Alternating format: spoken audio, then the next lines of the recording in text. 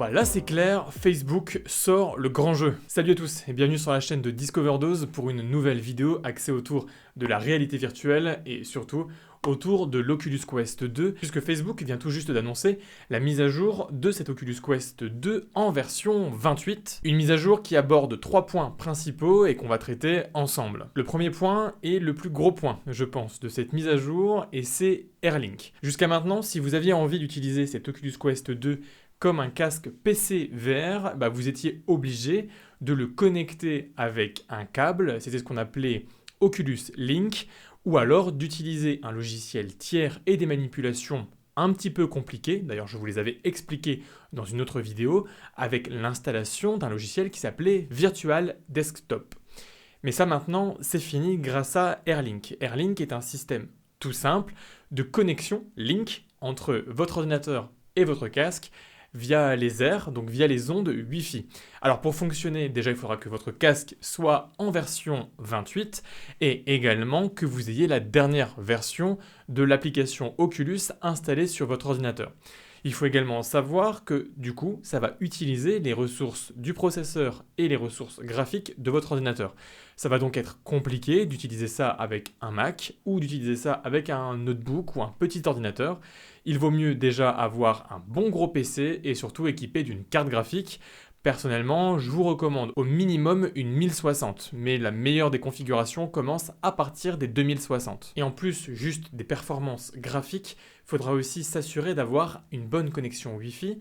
Là aussi, dans le même principe que Virtual Desktop, pas besoin d'avoir une bonne connexion à Internet, juste une bonne connexion Wi-Fi avec un bon routeur.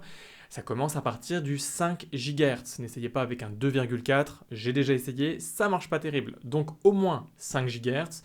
Le mieux c'est du 6 GHz. Et concernant l'espace, il faudra essayer de rester dans un espace environ 5 mètres de l'ordinateur. Donc pas question d'allumer votre ordinateur et de partir à l'autre bout de votre jardin pour utiliser Airlink, ça risque de pas marcher du tout. Airlink est donc un système propriétaire qui vient remplacer, comme je vous le disais, le système de Virtual Desktop qui était donc une solution tierce à installer via SideQuest. Forcément, et vous vous en doutez bien, le créateur de Virtual Desktop a réagi à cette annonce et de façon assez virulente puisque il déclare tout simplement que, comme d'habitude, Facebook plagie le travail des autres. Après bon, il faut toujours prendre un petit peu de recul, il suffit de voir l'instabilité d'Oculus Link pour se poser de grosses questions sur la stabilité de Airlink et de ses performances. Donc à ce niveau-là, à mon avis, Virtual Desktop aura encore pas mal de mois d'avance sur les technologies d'Oculus. Et surtout aussi, cette mise à jour, elle ne concerne que l'Oculus Quest 2. Et il y a encore énormément d'Oculus Quest 1 qui reste un excellent casque en circulation.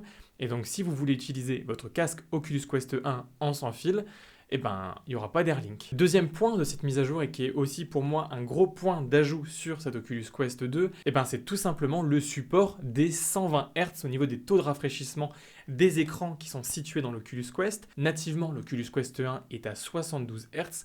Donc on a 72 images par seconde, ici 90 images par seconde, et la Oculus annonce que les développeurs pourront ajouter une option à 120 Hz dans leur jeu. Une fois que le joueur aura dans les options expérimentales activé l'option 120 Hz, et si le jeu est compatible, on aura du coup 120 images par seconde devant les yeux, ce qui garantit une extrême fluidité de l'image et qui pourra peut-être pour certains aider à éviter le motion sickness et à vous faire vomir au bout de votre pièce. Pour autant, il faut savoir que tout le reste de l'interface de l'Oculus Quest 2 va rester en 90 Hz. Et puis il faut aussi être conscient des limitations techniques ici du casque VR, puisqu'on est quand même que sur un processeur, encore une fois, mobile, avec une petite batterie qui tient environ 1h30, donc avec les 120 Hz, ça va pomper plus sur le processeur, donc il faudra avoir forcément des jeux peut-être un petit peu moins beaux encore graphiquement, et surtout avec encore moins d'autonomie, et encore une fois, c'est une question d'avantages et de pertes qu'il faut prendre en compte. Et puis surtout, cette question des 120 Hz ne concerne, une fois de plus,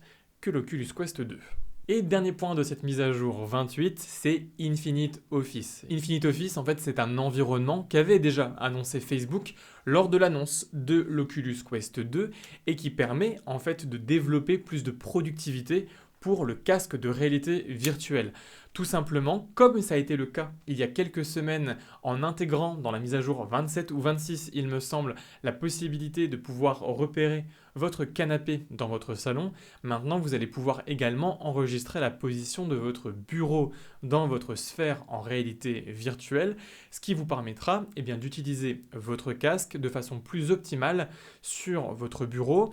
Ça fait déjà aussi quelques mois qu'on peut connecter son Oculus Quest à une souris et à un clavier, et c'est une situation idéale puisque maintenant on peut utiliser l'Oculus Quest comme un outil de productivité, connecté à une souris et à un clavier, utiliser ce casque comme un simple moniteur, mais en ayant l'impression que l'image est très très grande. Infinite Office permet également de repérer sur le bureau le clavier. Alors actuellement, ça marche que avec le logiciel K830, qui est le seul clavier actuellement reconnu par cette option de tracking de clavier.